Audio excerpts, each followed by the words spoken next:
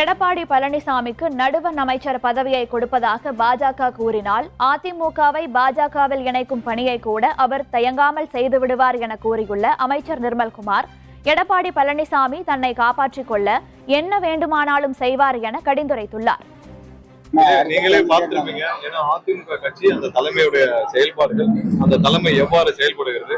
இன்னைக்கு ஒரு சில பேர்த்த கேள்விப்பட்டப்போ அடுத்த ஒரு சில வருடங்கள்ல திரு எடப்பாடி அவர்களுக்கு மத்திய அமைச்சர் பதவி ஏதாவது பாஜக கொடுத்தால் கூட அதிமுகவை கொண்டு போய் பாரதிய ஜனதா கட்சியோடு இணைக்கும் பணியில் கூட அவர் தயங்காமல் செய்வார்.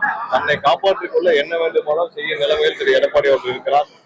அதனால்தான் இன்னைக்கு அதில் பல ஆண்டுகளாக 40-50 ஆண்டுகளாக பல பணிகளை செய்த தொண்டர்கள் இன்று கைவிடப்பட்டுள்ளனர். அவங்க என்ன செய்யறதுன்னு தெரியாம இருக்காங்க. ஒவ்வொரு இடத்துலயும் அவங்களை பாக்குறப்ப ரொம்ப வருத்தமாக இருக்குது.